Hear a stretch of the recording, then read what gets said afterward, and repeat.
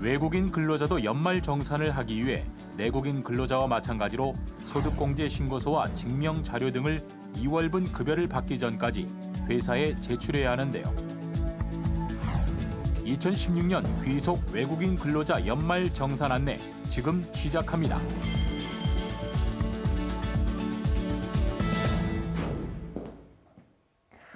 외국인 근로자도 국내에서 근로소득이 있으면 국적이나 국내 체류기간에 관계없이 연말정산을 해야 하는데요.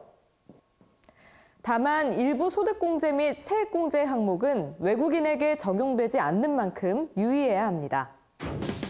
외국인 근로자가 거주자인 경우에는 일반적인 연말정산 항목과 일정 등에 대해서는 내국인 근로자와 동일하게 적용하지만 주택자금 공제를 비롯해 주택마련저축 납입액 공제, 월세 공제 등은 적용되지 않는데요. 특히 외국인 근로자가 비거주자인 경우에는 본인에 대한 기본공제와 연금보험료 공제 등 일부 공제만 허용되고 의료비와 교육비 등 특별세액 공제와 그 밖의 소득세액 공제는 허용되지 않습니다. 이렇게 외국인 근로자가 받을 수 없는 소득세액공제 항목도 있지만 외국인에게만 적용되는 과세 특례 항목도 있는데요.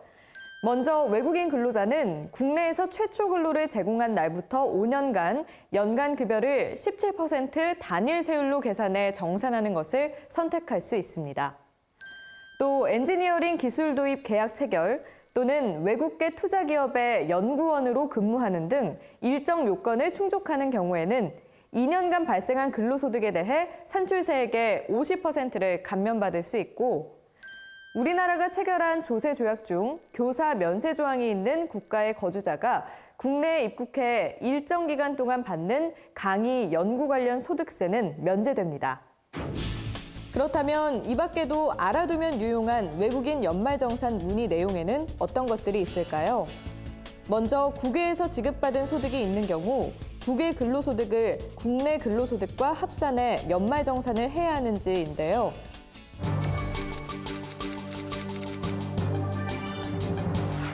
해당 과세기간 종료일 10년 전부터 국내에 거주한 기간이 5년이 넘는 외국인은 국외 근로소득을 비롯해 1년 동안의 모든 근로소득을 합산해 연말정산을 해야 합니다.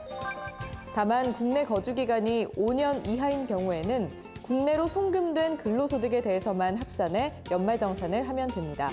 두 번째는 국외에서 학교를 다니는 자녀를 위해 지출한 교육비의 공제 여부입니다.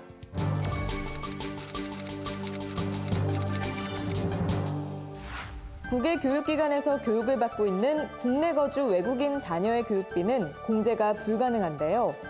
다만 인가를 받아 국내에 설립된 외국인 학교에 다니는 자녀를 위해 지출한 교육비는 공제가 가능합니다.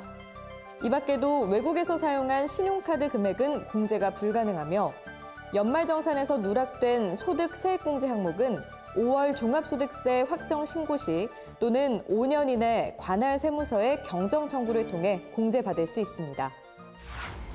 국세청은 외국인 근로자가 연말정산을 쉽게 이해할 수 있도록 영문 안내 책자를 비롯해 다양한 안내 서비스를 제공하고 있는데요.